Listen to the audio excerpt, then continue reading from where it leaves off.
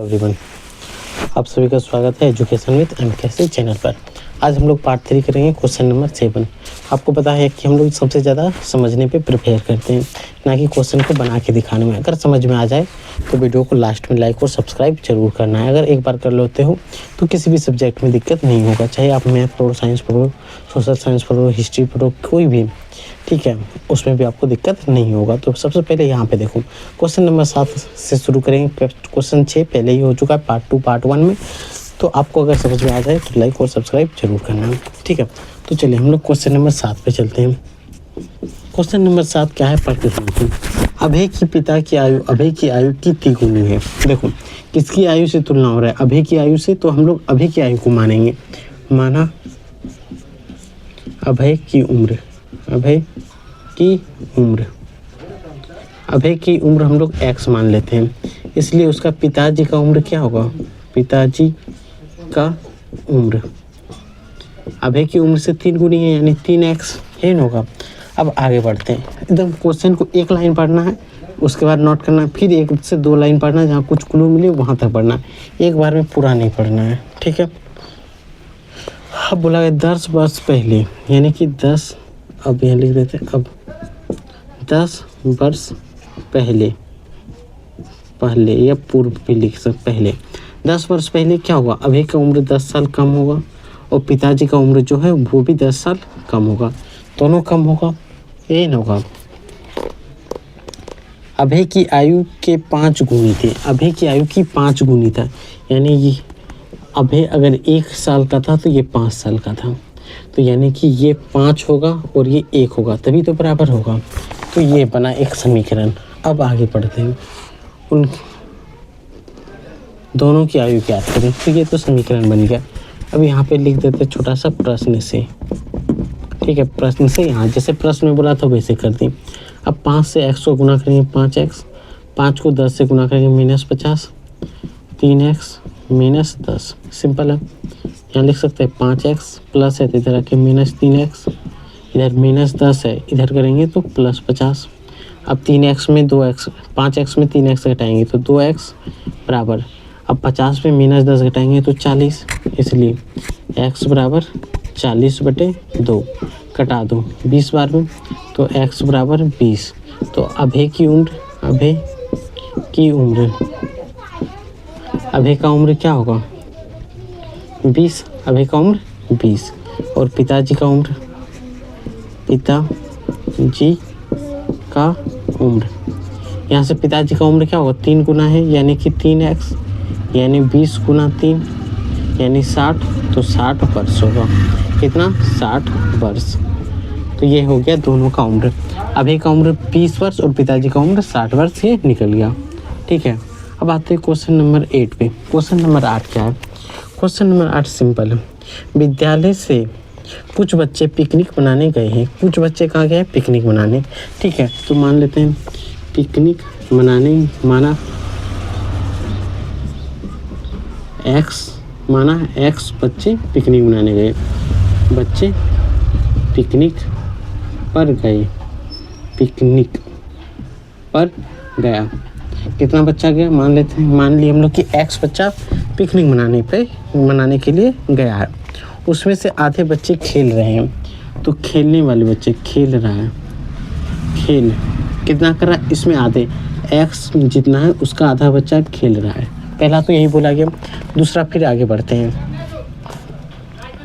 और बच्चे खेल रहा है, ठीक है। 1/3 बच्चे, देखो यहाँ है 1/3 घूम रहे हैं, तो कितने बच्चे घूम रहे हैं, घूमने वाले बच्चों की संख्या 1/3, यानी x का ही 1/3 भाग जो है, तिहाई का मतलब 1/3, यानी किसी पे के तीसरा हिस्सा को ही तिहाई बोलते हैं, और शेष बच जाता है, शेष 21 बच्चा बच जाता है। तो बताओ कि कितने बच्चे होंगे, तो बताना है कि कितने बच्चे होंगे, तो प्रश्न से, तो टोटल x बच्चा हमें पता है, टोटल कितना है x, यानी कि इनका योग x/2 और x/3 प्लस 21 को जोड़ने के बाद x बच्चा होगा, कितना x, क्योंकि कुल बच्चा कितना है x, यहाँ पे माना, यहाँ पे लिख सकते हैं माना कुल माना कुल बच्चे, कुल x बच्चे हैं, ठीक है। यहाँ पे सिंपल लिखते हैं, माना कुल x बच्चे हैं, टोटल x बच्चे हैं, इतना इतना काम कर रहा है, ये खेल रहा है, ये घूम रहा है और ये शेष खाना बना रहा है, ऐसे कुछ दिया है, ठीक है। अब यहाँ पे हम लोग भिन्न का जोड़ तो हमें पता है, तो भिन्न का जोड़ करते हैं। इसका एलसीएम निकालेंगे तो 6 होगा, इसको गुना करेंगे, 2 तिया 6 3x। अब इससे इसको गुना करेंगे तो 3 दूना 6 यानी कि 2x।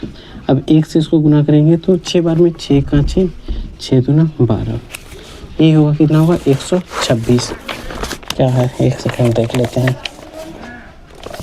126, यहाँ से इसको गुना करेंगे तो 6x, यहाँ से ये तो गुना हो जाएगा 6x, यहाँ पे चलो x ही लिखते हैं अभी x। अब यहाँ देखो 3x 2x 5x हो गया प्लस 126, इससे गुना करेंगे तो 6x ये होगा। अब इसको इधर कर सकते हैं, यानी 5x माइनस 6x बराबर माइनस 126 प्लस इधर आके माइनस। अब देखो 5x में 6x को घटाएंगे तो एक x बचेगा बराबर माइनस 126, माइनस से माइनस खत्म तो x बराबर 126। तो यहाँ पे कितना बच्चे होंगे, 126 बच्चे होंगे। कितना बच्चे होंगे, 126 बच्चे होंगे। कुल बच्चे यही है, x बराबर कुल बच्चा माना था, तो कुल कितना बच्चा होगा 126। एकदम आसान विधि, क्या बोल लिखे कि मान ली कुल बच्चा x है, खेलने गया है 1/2, घूम रहा है 1/3 और 21 बच्चे शेष बचा हुआ है। तो इन तीनों को जब भी जोड़ेंगे तो कुल बच्चा आएगा, क्योंकि कुल बच्चा ही काम कर रहा है, तो कुल तो x है तो बराबर x लिख दी, इसका योग x के बराबर होना चाहिए और फिर समीकरण को सॉल्व कर दिए। यही तो आपको काम करना था। क्वेश्चन नंबर 9 देखो, क्वेश्चन नंबर 9 को समझना है, ठीक है। क्वेश्चन नंबर 9 और भी आसान है, थोड़ा सा स्पेस देख लेते हैं, इतना में तो बन जाना चाहिए, कोई दिक्कत नहीं होगा, ठीक है। ये दोनों समझ में आया? अगर समझ में आ गया हो तो लाइक और सब्सक्राइब जरूर करना है, टेलीग्राम ज्वाइन जरूर कर लेना है। देखो क्वेश्चन, आयताकार विद्यालय परिसर की लंबाई और चौड़ाई का अनुपात दिया है, ठीक है। मान लेते हैं, माना अनुपात x, अनुपात इज इक्वल टू x, इसलिए लंबाई और चौड़ाई का अनुपात, यानी लंबाई प्लस चौड़ाई, एल अनुपात भी बोल सकते हैं, लेंथ एंड वेस्ट।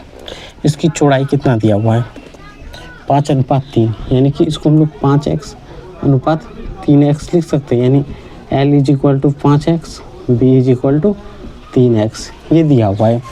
आगे बढ़ते हैं अब, ठीक है। विद्यालय के चारों ओर बांस का घेरा लगाने में 15 रुपये प्रति मीटर की दर से 480 रुपये खर्च होता है। तो देखो, तो पृष्ठीय क्षेत्रफल नहीं, सॉरी, जब घेरा लगाएंगे तो आयत बोल रहा है, तो आयत का परिमाप निकलेगा कि नहीं, तो आयत का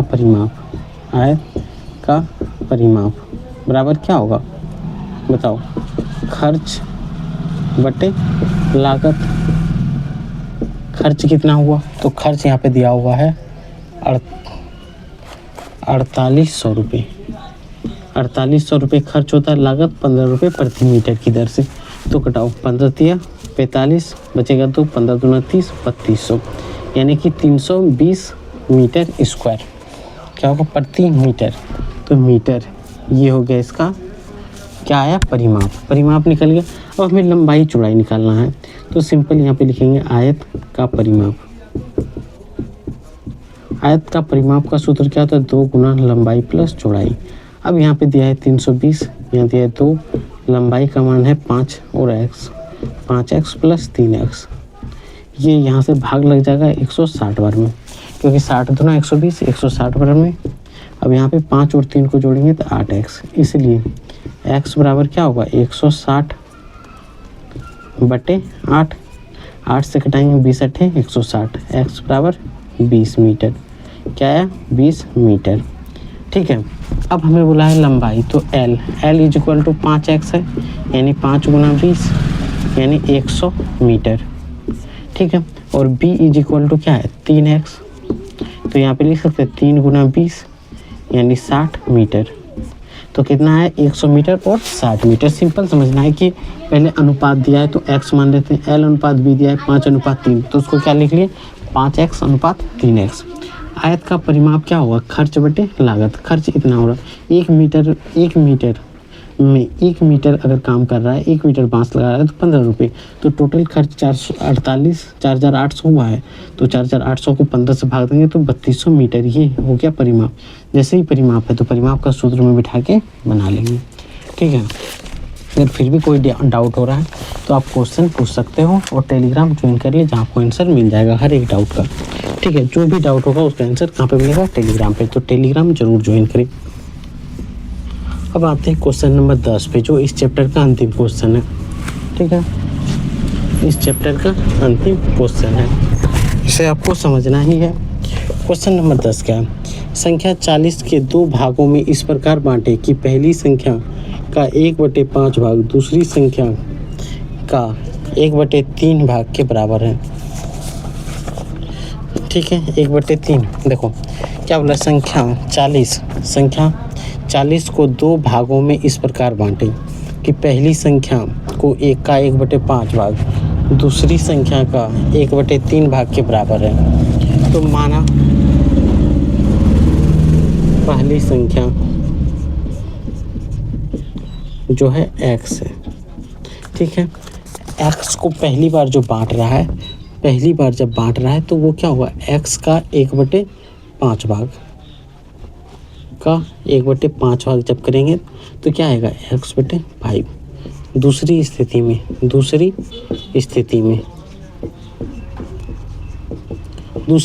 में यह क्या हो गया, 1/3 भाग के बराबर होता है।